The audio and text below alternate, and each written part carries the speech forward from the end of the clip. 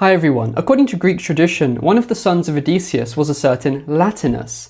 Now, according to many modern reference works, this Latinus was apparently supposed to be the forefather of the Latin tribes in Italy, and as such, he's generally identified with the Latinus, the King Latinus of the Latin tribes, who appears in Virgil's Aeneid.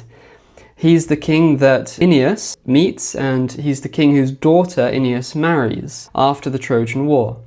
But is this connection actually true? Is this actually what the ancient Greeks believed? Is this actually what the earliest reference to Latinus was talking about? Or is this just a modern misinterpretation? Well, let's do the most logical thing and have a look at the earliest reference to Latinus, the son of Odysseus, and see what it says. Let's see if this makes sense. The reference in question is Hesiod's Theogony, written in the 7th century BCE. So here, Hesiod says, "And Circe, the daughter of Helios, Hyperion's son, loved steadfast Odysseus and bore Agrius and Latinus, who was faultless and strong.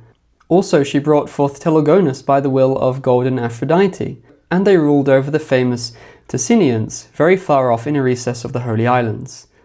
So when we consider this description, you can see clearly why many people believe that Latinus here was considered to be the Latinus who fathered the Latin race in Italy. That passage there mentioned the Ticinians, which is the older Greek name for the Tyrrhenians. And the Tyrrhenians, in other words, were the Etruscans. The Etruscans obviously lived in Italy. They were just north of the Romans, so just north of the Latin tribes. So since this passage refers to Latinus and his brothers ruling over the Etruscans, let's say, which is just next to where the Latin tribes were, that seems like it logically lends itself to the conclusion that Latinus was supposed to have been the forefather of the Latin tribes. So that seems like it all works very well, and that seems to confirm that Latinus here, the son of Odysseus, was supposed to have been the same as Latinus, the king and eponymous forefather of the Latin tribes in Virgil's Aeneid. But is this really what the ancient Greek sources are telling us? Or is this just a modern or potentially ancient misinterpretation of Hesiod's description? Well, let's have a look more closely at the details. Okay, so with Virgil's Aeneid, he presents Latinus as being an elderly king, a fairly elderly king, with an adult daughter ready to marry. Actually, she's already betrothed when Aeneas arrives.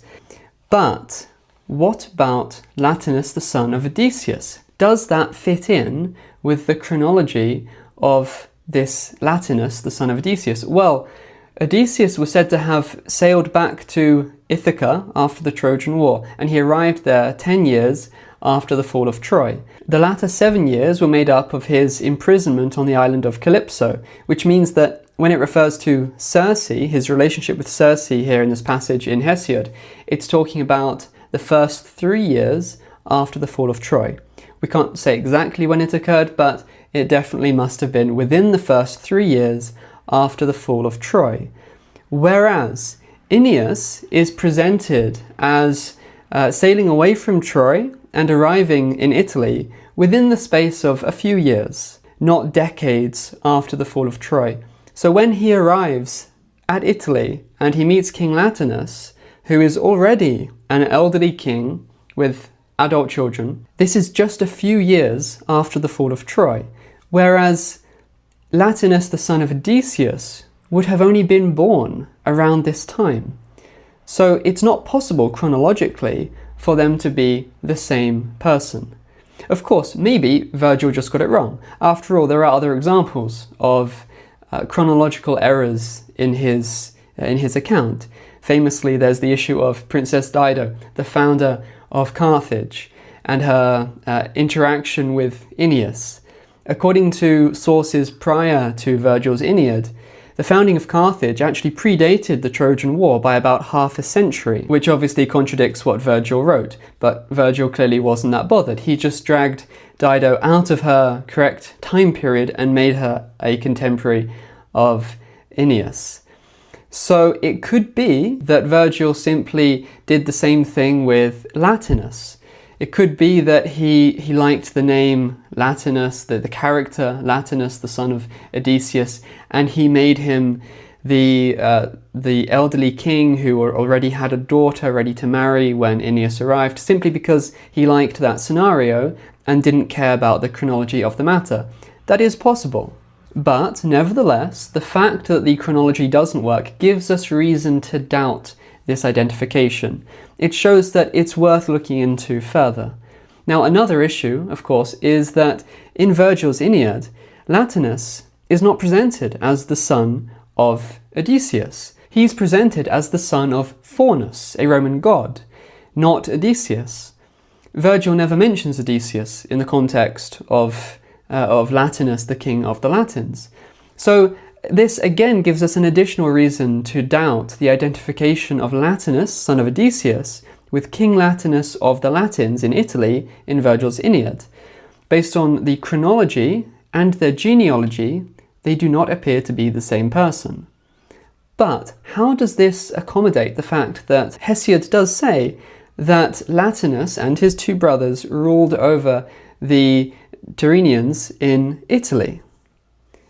That surely seems like too much of a coincidence, given that the Etruscans were just above the Latins, the Latin tribes. Surely when you've got a king called Latinus ruling just next to the Latin tribes in Italy, surely it's too much of a coincidence to say that he wasn't the eponymous forefather of the Latins. Well, let's look a bit more closely at the details in Hesiod's account, because it really is fascinating what Hesiod actually says.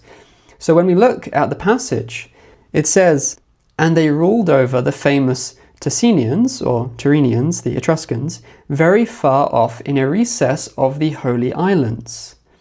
Now that's interesting, because when you think of Italy, would you describe that as very far off in a recess of the Holy Islands?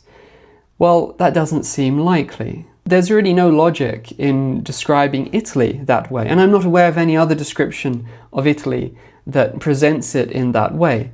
It doesn't sound at all like Hesiod is actually describing Italy. But how does that fit with the fact that the Ticinians, or the Tyrrhenians, were the Etruscans, and the Etruscans lived in Italy?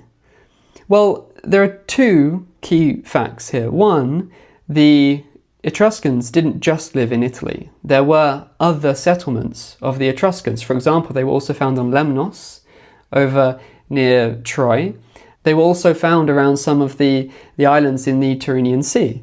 And, crucially, we know that the expression Pelasgian was sometimes used as a synonym for the Tyrrhenians, or the Etruscans, because, according to some ancient scholars, the Etruscans, or Tyrrhenians, and the Pelasgians were closely associated with each other, so the terms were sometimes used interchangeably. So what relevance does this have to the question of Odysseus' sons? Well, it's interesting that on the Greek mainland, just a bit further up from Ithaca, which was Odysseus' island, actually he ruled over several islands in that area, and just a bit further north on the Greek mainland we have Thesprotia. And in that region of Epirus we find that there are certain references, ancient references, to the Pelasgians living there. And it's entirely possible that these references to Pelasgians actually apply to the Tyrrhenians, in other words, the Etruscans. Now, incidentally, that actually fits in perfectly with medieval British tradition, which places Trojan descendants in that very area, Thesprotia, near the Acheron River. And given the evident connections between the Etruscans and the Trojans, it seems the Etruscans actually viewed Aeneas as their founding figure. There's a lot of evidence for a connection between the two peoples. That fits in very well. But even aside from the medieval British documents, what I'm suggesting, based on the ancient references, is that in Epirus, in Thesprotia, there was a notable population of Tyrrhenians, or Etruscans. So when Hesiod here in Theogony, he refers to they ruled over the famous Ticinians, he's not talking about the Etruscans of Italy. He's talking about those who lived in western Greece, in Epirus, in the region of Thesprotia. And so when he says very far off, in a recess of the Holy Islands, he's talking about from the context of Odysseus's kingdom. That would be very far off from their kingdom, from their point of view. Whereas from the point of view of the entire world that the Greeks knew, Italy can't be described as very far off in a recess of the Holy Islands. That doesn't make any sense. But from the perspective of focusing on Odysseus's kingdom, describing Epirus, or that particular portion of Epirus where the Ticinians were, as very far off in a recess of the Holy Islands, that I think makes a lot of sense. And it also obviously fits the simple fact that, well, why would a son of Odysseus, who lived in Ithaca, who ruled over some of the Ionian islands, why would such a son be ruling all the way over in Italy? That doesn't make much sense. But when we consider that the territory of the Ticinians in this context was just a bit outside the boundaries of Odysseus's kingdom, well, that's a lot easier to explain. So my theory, what I'm suggesting here, is that Latinus, the son of Odysseus, was not Latinus, the king of the Latin tribes in Italy in Virgil's Aeneid and other records, but rather he was a totally different Latinus. He was the son of Odysseus, who therefore ruled somewhere near Odysseus's kingdom. He ruled over part of Epirus in western Greece, near Thesprotia, or in the region of Thesprotia, where there evidently was a population of Pelasgians or Ticinians, also known as the Tyrrhenians or Etruscans. That is, I think, a better match for what Hesiod tells us, and it accommodates the otherwise completely conflicting information about Odysseus' son Latinus and the Latinus who ruled over the Latins in Italy. So that, I believe, is the best explanation for this Latinus son of Odysseus.